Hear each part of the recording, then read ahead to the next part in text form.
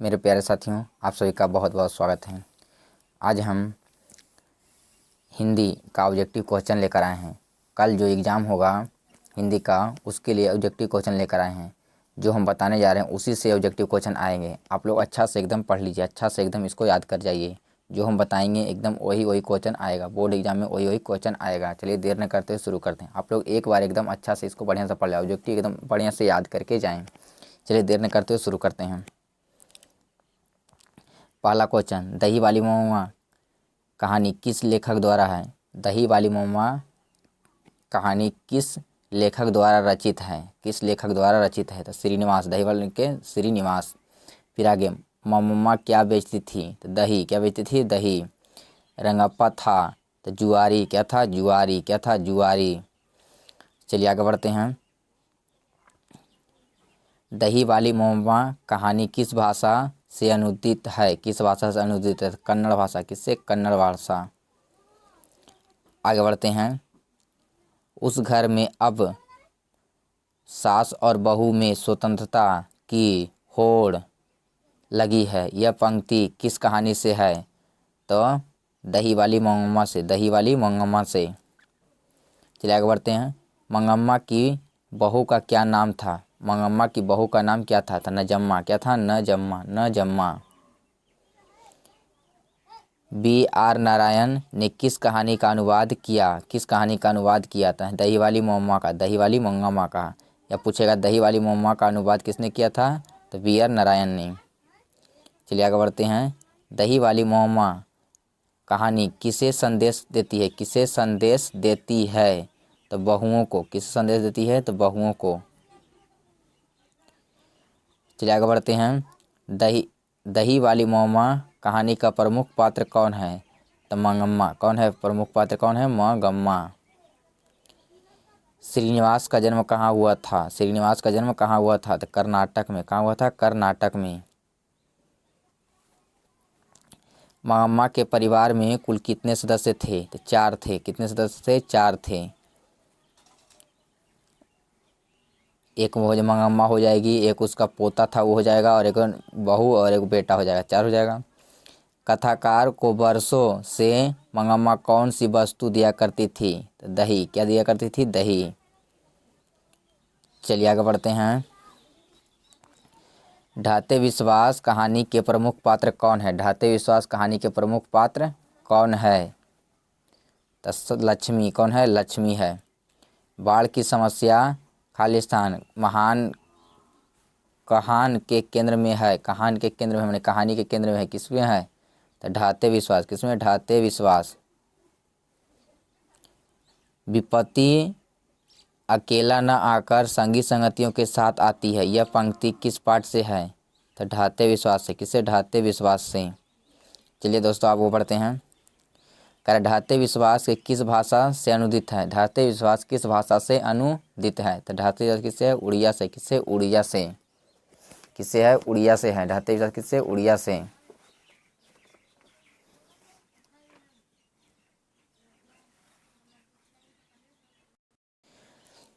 चलिए आगे बढ़ते हैं।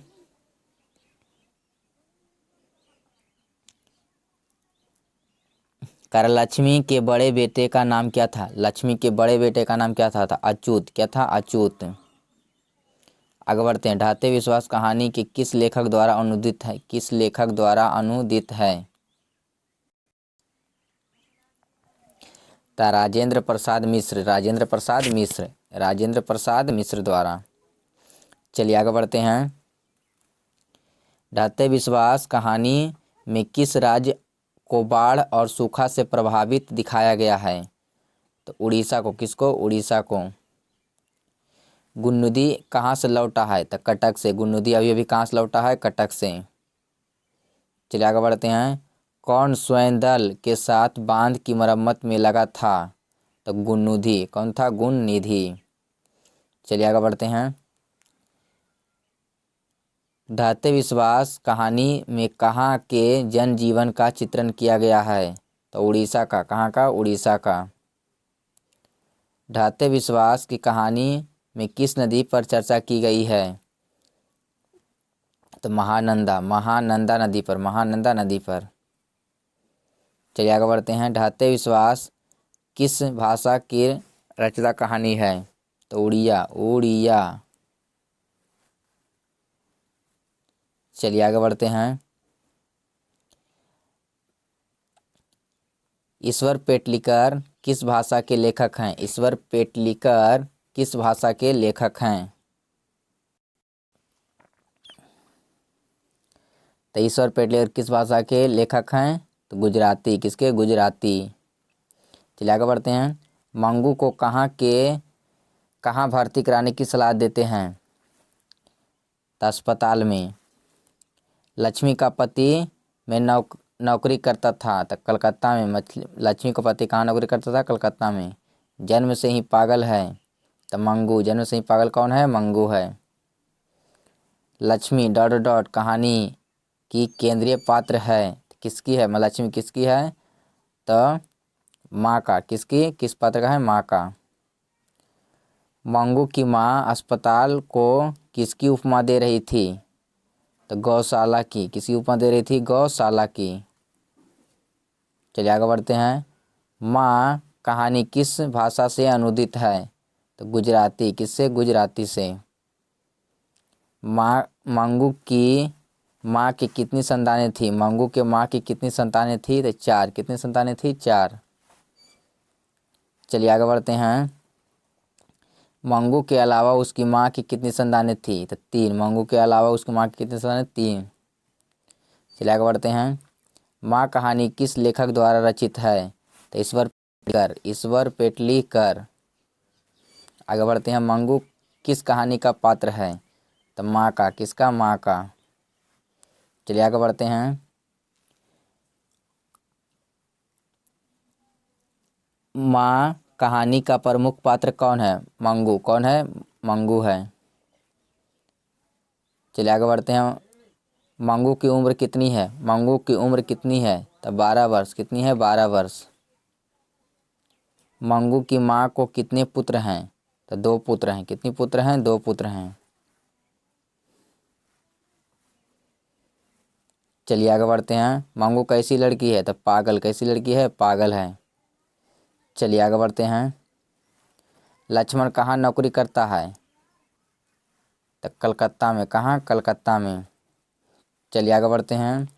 पपाती को उसकी माँ इलाज के लिए किस शहर ले गई थी? किस शहर ले गई थी? तो मदुरै। किसके ले गई थी? मदुरै। पपाती कहानी का पात्र है। पपाती कहानी का पात्र है, तो नगर। नगर कहानी का पात्र है। बल्ली अमाल किस गांव से आई थी?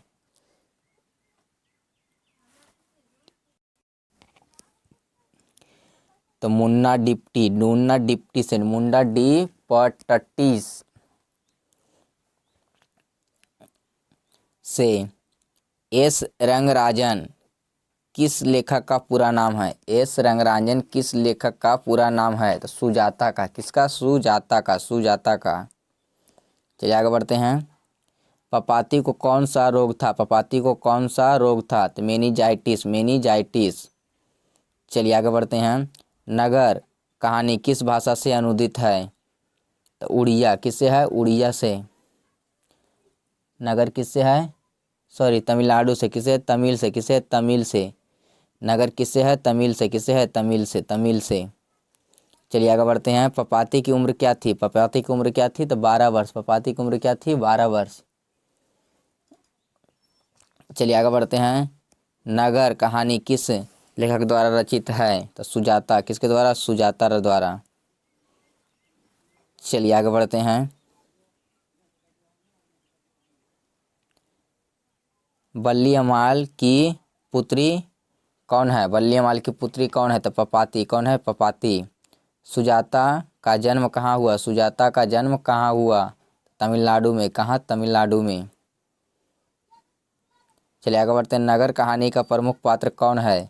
तो पपाती। कौन है? पपाती। नगर कहानी में किस नगर का वर्णन किया गया है? तो मदुरै का। किसका? मदुरै का। चलिए आगे बढ़ते हैं। सीता को कितने पुत्र हैं? सीता को कितने पुत्र हैं? तो 3 पुत्र हैं। सीता को कितने पुत्र हैं? 3 पुत्र हैं। चलिए आगे बढ़ते हैं। धरती कब तक घूमेगी कहानी किस लेखक द्वारा अनुदित है, किस लेखक द्वारा अनुदित है?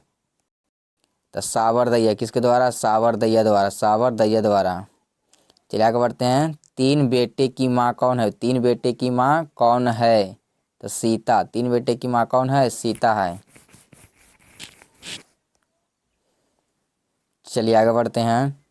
सावरदैया डॉट डॉट भाषा की सफल कहानी है। तो राजस्थानी। कहाँ है? राजस्थानी है। चलिए आगे बढ़ते हैं। धरती कब तक घूमेगी? धरती कब तक घूमेगी शीर्षक कहानी का कहानीकार कौन है? तो सावरदैया। कौन है? सावरदैया। चलिए आगे बढ़ते हैं। सीता के बड़े पुत्र का नाम क्या है? सीता के बड़े पुत्र का नाम क्या है? तो कैलाश। सीता के बड़े पुत्र का नाम क्या है? कैलाश। कहते हैं धरती कब तक घूमेगी किस भाषा से अनुदित है? किस भाषा से अनुदित है? राजस्थानी। किससे? राजस्थानी से। आगे बढ़ते हैं। सीता के बेटों ने सीता को कितने रुपये महावारी खर्च देने का निर्णय लिया? तो 50 रुपया। कितना? 50 रुपया। चलिए आगे बढ़ते हैं। सीता को अपने ही घर में कैसा महसूस होने लगा? तो घुटन महसूस होने लगा। चलिए आगे बढ़ते हैं। अर्ध विक्षिप्त सी अब अवस्था किसकी है? तो सीता की। किसकी है? सीता की। चलिए आगे बढ़ते हैं। धरती कब तक घूमेगी कहानी का प्रमुख पात्र कौन है? तो सीता। कौन है? सीता। चलिए आगे बढ़ते हैं। धरती कब तक घूमेगी कहानी में किसकी प्रधानता की गई है? तो नारी की। किसकी? नारी की। धरती कब तक घूमेगी किस भाषा के रचनाकार है? तो राजस्थानी। राजस्थानी। धरती कब तक घूमेगी कहाँ की कहानी है? तो राजस्थान की। राजस्थान की। धरती कब तक घूमेगी के अनुवादक कौन है? अनुवादक कौन है?